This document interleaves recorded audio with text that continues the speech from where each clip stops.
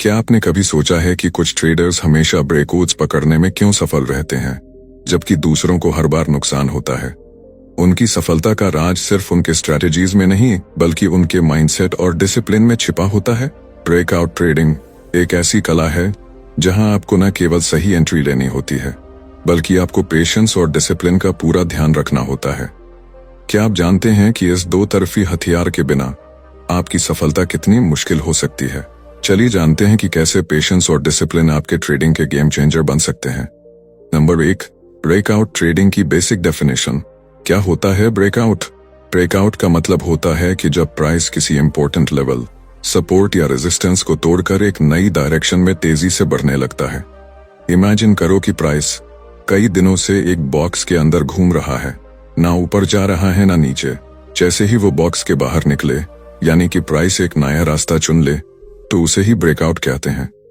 आसान भाषा में समझो, मान लो कोई स्टॉक 100 रुपए से 110 रुपए के बीच में ही कई दिनों से घूम रहा है। 110 रुपए एक रेजिस्टेंस लेवल है। अगर एक दिन प्राइस 110 रुपए के ऊपर जोरदार वॉल्यूम के साथ चला जाता है, तो ये एक ब्रेकआउट कहलाएगा। इसी तरह अगर कोई प्राइस 100 रुपए के नीचे चला जाता है, तो उसे ब्रेकडाउन कहते हैं। लेकिन वो अलग केस है, यहां हम ब्रेकआउट की बात कर रहे हैं। ब्रेकआउट का मतलब क्यों इंपॉर्टेंट है? ब्रेकआउट ट्रेडिंग स्ट्रैटेजी का मेन गोल होता है ट्रेंड की शुरुआत में एंट्री लेना, यानी जब एक नई तेजी या मंदी शुरू हो रही हो, तभी आप उसमें कूद पड़ो। इससे प्रॉफिट ज्यादा और रिस्क कम होता है। बहुत से लोग ट्रेंड के बीच में ट्रेड करते हैं, जहां प्राइस पहले ही काफी भाग चुका होता है। ब्रेकआउट ट्रेडिंग सिखाता है कि ट्रेंड के शुरू होते ही ट्रेड करो, ना कि बाद में भागते हुए। सही ब्रेकआउट की पहचान कैसे करें? वो लेवल जिसे प्राइस पहले कई बार तोड़ नहीं पाया हो, उसे जब प्राइस फाइनली तोड़े तो वो ब्रेकआउट होता है। ब्रेकआउट तभी सही माना जाएगा जब स्ट्रॉन्ग रेजिस्टेंस या सपोर्ट को प्राइस तोड़े, प्राइस के साथ साथ वॉल्यूम भी बढ़े। ब्रेकआउट के बाद प्राइस में कंटिन्यूएशन, फॉलो थ्रू दिखे। नंबर 2, लेवल्स की सही पहचान। Identifying strong support and resistance levels. Breakout तभी काम करता है जब वो सही लेवल को तोड़कर होता है। अगर लेवल ही गलत चुना गया है, तो ब्रेकआउट की स्ट्रैटेजी भी फेल हो सकती है। सपोर्ट और रेजिस्टेंस क्या होते हैं? सपोर्ट वो प्राइस लेवल जहां बायर्स एक्टिव हो जाते हैं और प्राइस नीचे गिरने से रुकता है। जैसे 100 रुपए पर बार बार स्टॉक रुकता है, नीचे नहीं जाता। रेजिस्टेंस वो प्राइस लेवल जहां सेलर्स एक्टिव हो जाते हैं और प्राइस ऊपर बढ़ने से रुकता है। जैसे 110 रुपए पर बार बार स्टॉक ऊपर नहीं जाता, वहीं अटकता है। सुनील गुर्जर बताते हैं कि इन लेवल्स को पहचानना एक आर्ट है, और वही आर्ट आपको ब्रेकआउट मास्टर बना सकता है। स्ट्रॉन्ग लेवल को कैसे पहचाने? Multiple touches. कोई लेवल जितनी बार टेस्ट हुआ है, यानी प्राइस वहां टच होकर रिवर्स हुआ है, वो उतना ही मजबूत होता है। अगर 110 रुपए पर प्राइस 4 से 5 बार जाकर गिरा है, तो वो एक स्ट्रॉन्ग रेजिस्टेंस है। Longer time frame validation. Breakout हमेशा बिगर टाइम फ्रेम पर चेक करना चाहिए, जैसे कि डेली या वीकली चार्ट। इंट्राडे चार्ट पर दिखने वाला ब्रेकआउट कई बार फेक निकल सकता है। जोन के तौर पर देखो, एक लाइन नहीं। प्राइस हमेशा एक एग्जैक्ट लेवल को नहीं, बल्कि एक जोन को टेस्ट करता है। जैसे 108 रुपए से 110 रुपए एक रेजिस्टेंस जोन हो सकता है। चार्ट पर कैसे ड्रॉ करें? सुनील गुर्जर सजेस्ट करते हैं कि चार्ट्स पर हॉरिजॉन्टल लाइंस ड्रॉ करें, जहां प्राइस ने पहले बार बार रिएक्शन दिया हो, जैसे रिवर्सल, रिजेक्शन या बाउंस। इसके अलावा वॉल्यूम का ध्यान रखें। अगर किसी लेवल पर प्राइस रिएक्ट कर रहा है हाई वॉल्यूम के साथ, तो वो लेवल स्ट्रॉन्ग माना जाएगा। कॉमन गलती जो नए ट्रेडर्स करते हैं, हर स्विंग हाई या लो को रेजिस्टेंस, सपोर्ट मान लेना। छोटे टाइम फ्रेम्स पर बने वीक लेवल्स को इम्पोर्टेंट समझ लेना। इमोशनली किसी लेवल से जुड़ जाना। मुझे लगता है यहां से ब्रेकआउट होगा। ब्रेकआउट तभी पकड़ में आता है जब आप लेवल को लॉजिक से पहचानो, ना कि गट फीलिंग से। सुनील गुर्जर कहते हैं, लेवल्स की ताकत पहचानना ही ब्रेकआउट ट्रेडिंग की रीढ़, बैकबोन है। अगर आपने लेवल गलत चुना, तो ब्रेकआउट कितना भी स्ट्रॉन्ग लगे, वो अल्टीमेटली फेल हो सकता है। नंबर 3, वॉल्यूम कन्फर्मेशन का महत्व। Importance of volume in breakout trading. Sunil Gurjar बार बार इस बात पर जोर देते हैं कि प्राइस कभी अकेला नहीं भागता, उसे वॉल्यूम का साथ चाहिए। यानी अगर कोई स्टॉक ब्रेकआउट कर रहा है लेकिन वॉल्यूम साथ नहीं दे रहा, तो वो ब्रेकआउट फेक हो सकता है। वॉल्यूम होता क्या है? वॉल्यूम मतलब कितने शेयर्स की बाइंग और सेलिंग हुई है किसी समय में। जब ज्यादा लोग एक्टिवली किसी प्राइस पर ट्रेड कर रहे हों, तो वॉल्यूम हाई होता है। और जब मार्केट सुस्त होता है, तो वॉल्यूम लो रहता है। ब्रेकआउट में वॉल्यूम क्यों जरूरी है? स्ट्रेंथ का सिग्नल देता है। जब प्राइस किसी लेवल को तोड़ता है और साथ में वॉल्यूम भी बढ़ता है तो इसका मतलब है कि वहां रियल इंटरेस्ट है बायर्स या सेलर्स का। फेक ब्रेकआउट से बचाता है। कई बार प्राइस थोड़ा ऊपर जाता है और फिर नीचे गिर जाता है, ये फेक ब्रेकआउट होता है। लेकिन अगर वॉल्यूम भी साथ में बढ़ा है तो ऐसे केसेस में ब्रेकआउट ज्यादा ऑथेंटिक होता है। इंस्टीट्यूशनल एक्टिविटी का संकेत। बड़े प्लेयर्स लाइक इंस्टीट्यूशंस या फीस हमेशा हैवी वॉल्यूम के साथ एंट्री करते हैं। अगर ब्रेकआउट के समय वॉल्यूम स्पाइक है तो इसका मतलब हो सकता है कि बड़ा पैसा मार्केट में घुस रहा है। स्ट्रॉन्ग वॉल्यूम कैसे पहचाने? अपने चार्ट पर वॉल्यूम बार देखो। जब ब्रेकआउट हो रहा हो उस कैंडल का वॉल्यूम बार पिछले कई कैंडल से बड़ा होना चाहिए। ब्रेकआउट कैंडल का वॉल्यूम अगर वॉल्यूम से 1.5 गुना या 2 गुना ज्यादा है, स्ट्रॉन्ग कन्फर्मेशन। इक्वल या कम है, कॉशन। अगर वॉल्यूम कंफर्म ना हो तो क्या करें? एंट्री से पहले वेट करो।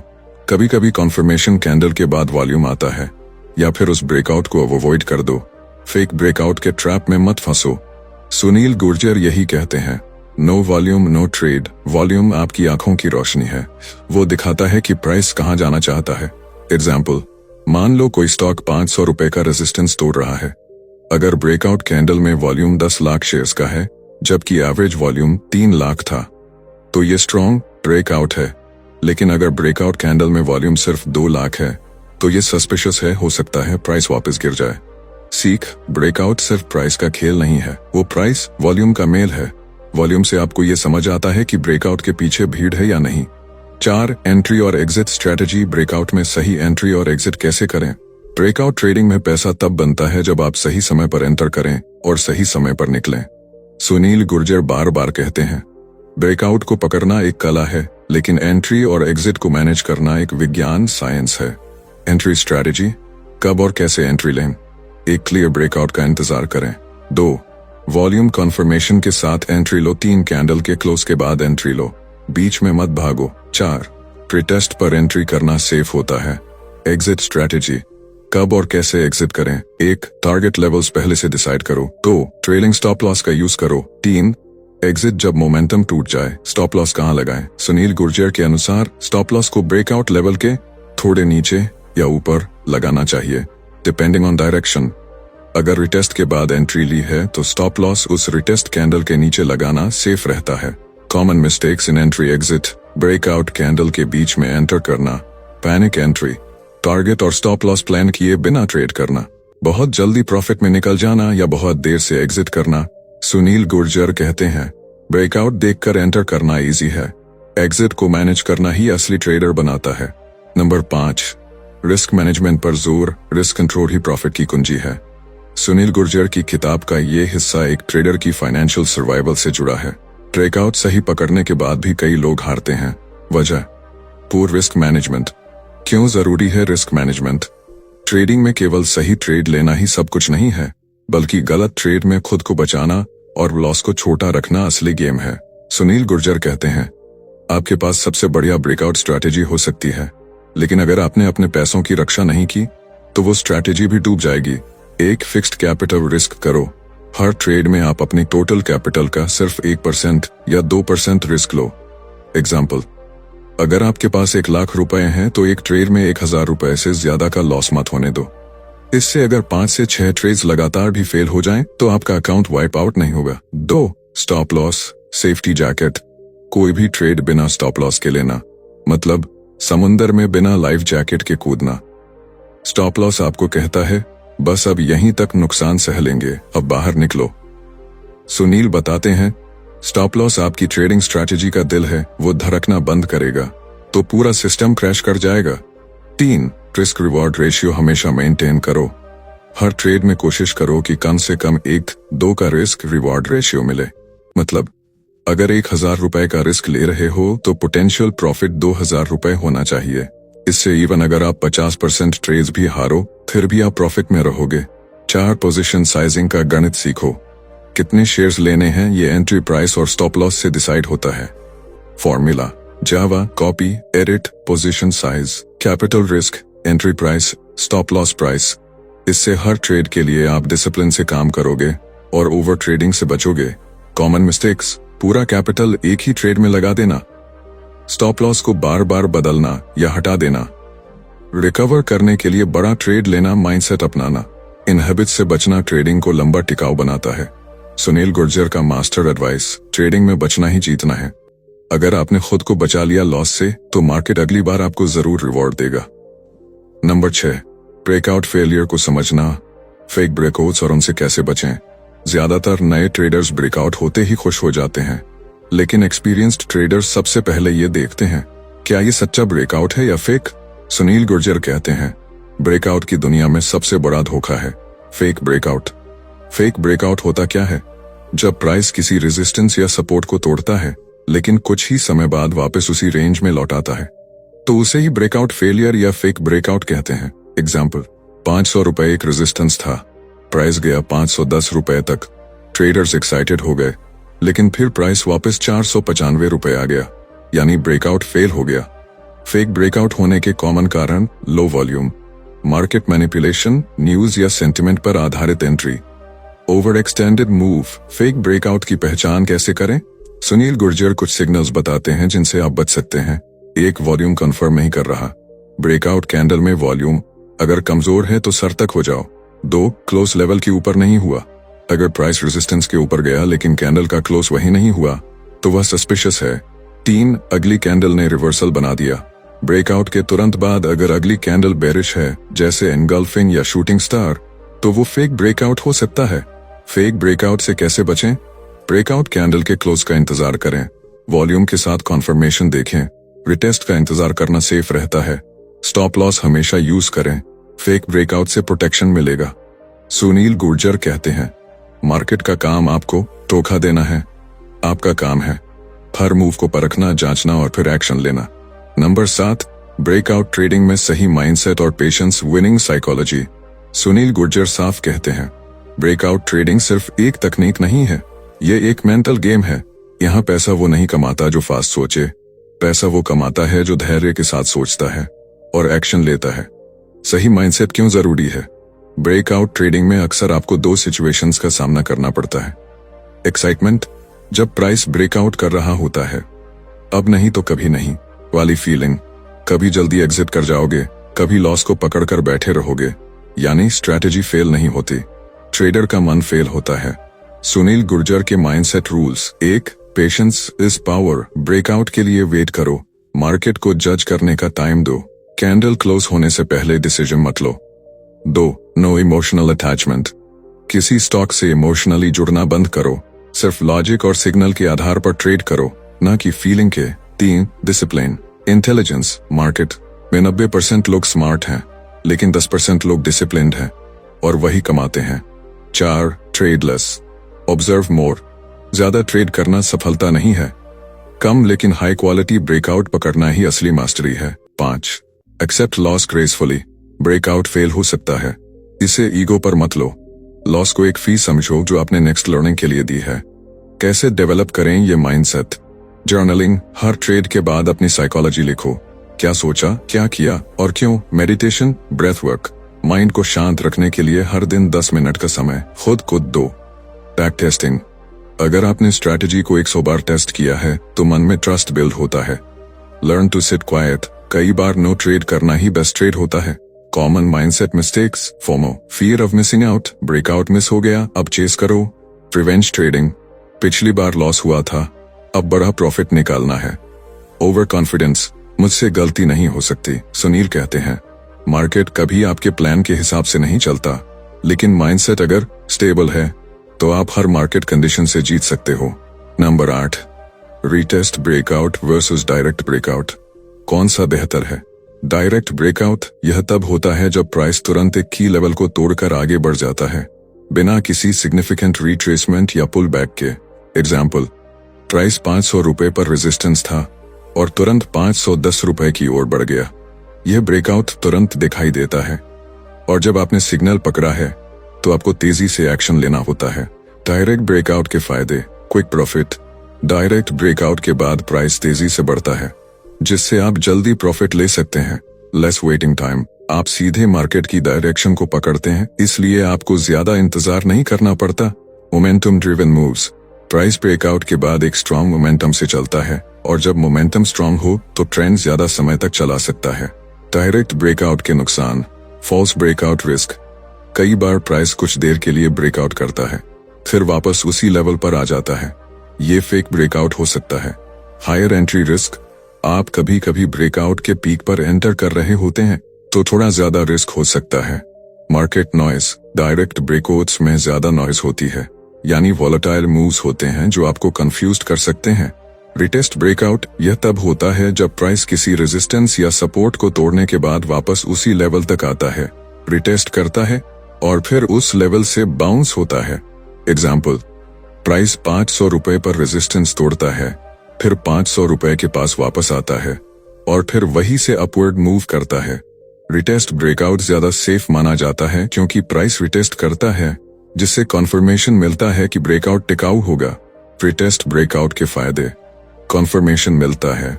रिटेस्ट ब्रेकआउट में प्राइस वापस पुराने लेवल पर आकर कॉन्फर्म करता है कि यह ब्रेकआउट जेन्युइन है।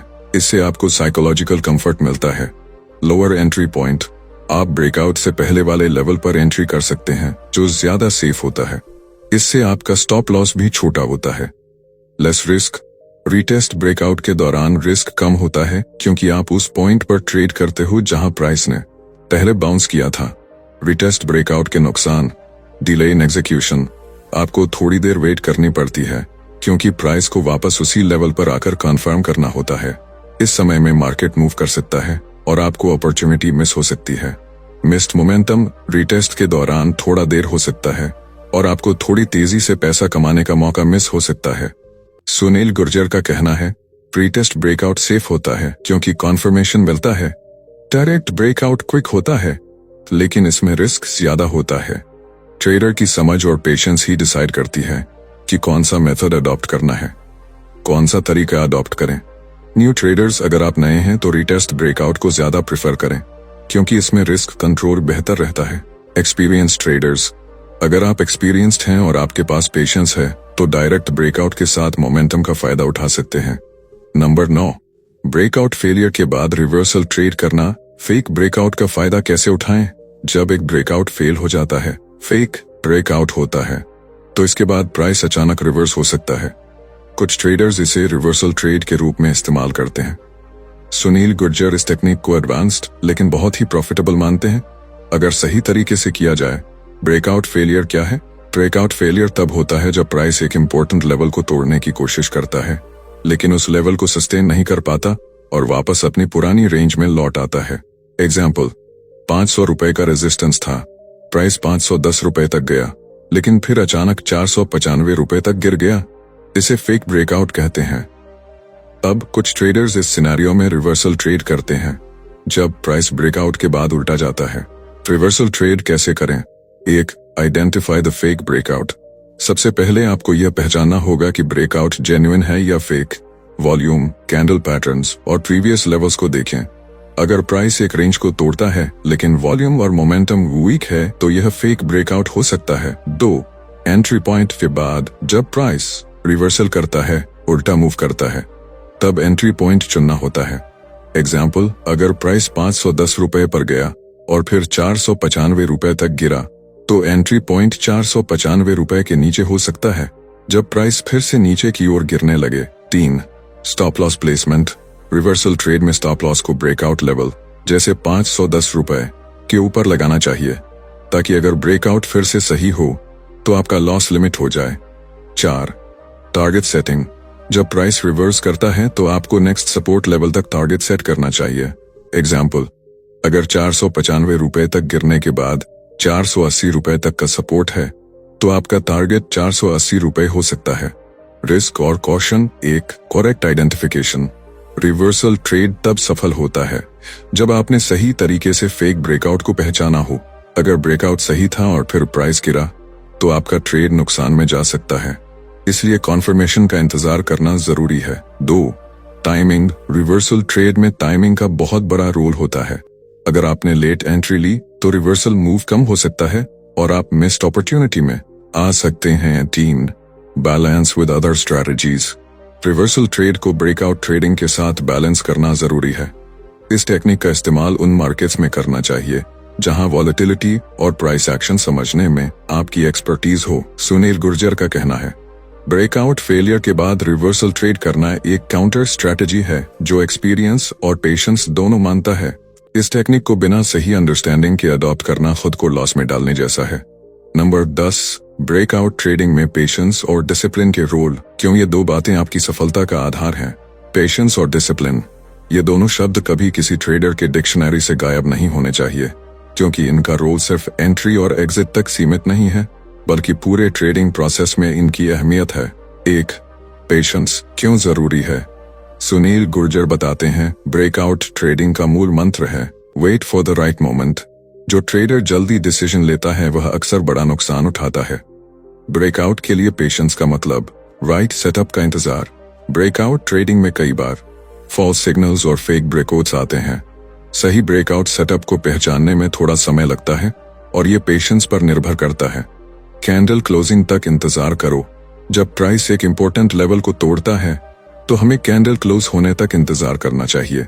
बहुत से ट्रेडर्स एक्साइटमेंट में जल्दी एक्शन ले लेते हैं और रिजल्ट में नुकसान उठाते हैं। मार्केट नॉइज इग्नोर करो। मार्केट में कई बार नॉइज होती है जिससे एक ट्रेडर घबराता है और जल्दी डिसीजन लेता है। अगर आपके पास पेशेंस है तो आप मार्केट के फ्लक्चुएशंस को इग्नोर करके सही डिसीजन ले सकते हैं। 2. डिसिप्लिन क्यों जरूरी है। डिसिप्लिन मतलब रूल्स को फॉलो करना, चाहे मार्केट जैसे भी बिहेव करे। आपको अपने रूल्स पर स्टिक रहना है। ब्रेकआउट ट्रेडिंग में डिसिप्लिन का मतलब एंट्री और एग्जिट रूल्स फॉलो करो। अपने प्रीडिफाइंड रूल्स के आधार पर ही ट्रेड करो। जब तक ब्रेकआउट कंफर्म ना हो एंट्री मत लो। एग्जिट भी प्रीडिफाइंड टारगेट्स पर हो और इमोशनल डिसीजन मेकिंग से बचो। रिस्क मैनेजमेंट ट्रेडिंग में रिस्क मैनेजमेंट और स्टॉप लॉस का पालन डिसिप्लिन से करना चाहिए। अगर आपने रिस्क सेट किया है तो लॉस को एक्सेप्ट करके ही ट्रेड को एग्जिट करो। No over trading. बहुत से ट्रेडर्स ओवर ट्रेडिंग करते हैं, यानी ज्यादा ट्रेड्स लेते हैं, चाहे मार्केट में सही अपॉर्चुनिटी हो या नहीं। डिसिप्लिन का मतलब है कि ओनली हाई क्वालिटी सेटअप्स पर ट्रेड करो और इरेलेवेंट ट्रेड्स अवॉइड करो। सुनील कहते हैं, ब्रेकआउट ट्रेडिंग में सक्सेस सिर्फ टेक्निक पर नहीं है, बल्कि आपके अंदर की मेंटल स्ट्रेंथ पर है। सही टाइम पर ट्रेड करना, रिस्क मैनेज करना और सबसे जरूरी पेशेंस और डिसिप्लिन बनाए रखना। सीख। पेशेंस और डिसिप्लिन के बिना आपकी ब्रेकआउट ट्रेडिंग जर्नी टर्बुलेंट हो सकती है। इन दोनों को विकसित करना जरूरी है ताकि आप मार्केट के फ्लक्चुएशंस को समझें और हर डिसीजन सही लें। अंतिम शब्द, जब तक आप पेशेंस और डिसिप्लिन को अपनी ट्रेडिंग जर्नी का हिस्सा नहीं बनाएंगे, तब तक हर ब्रेकआउट सिर्फ एक मौका नहीं बल्कि एक गैम्बल साबित होगा। ट्रू सक्सेस की ओर बढ़ने के लिए हमें अपनी साइकोलॉजी और इमोशनल कंट्रोल को सही दिशा में मोल्ड करना होगा। याद रखें, सक्सेस कभी शॉर्टकट से नहीं बल्कि सही माइंडसेट और कंसिस्टेंसी से मिलती है। तो अब जब भी अगला ब्रेकआउट सिग्नल आए तो उस पर केवल ट्रेडिंग का नहीं, अपनी मेंटल स्ट्रेंथ और डिसिप्लिन्ड अप्रोच का भी टेस्ट होगा। वीडियो आपको पसंद आई हो तो सिर्फ लाइक मत करना बल्कि चैनल को भी सब्सक्राइब करना। मिलते हैं अगली वीडियो में।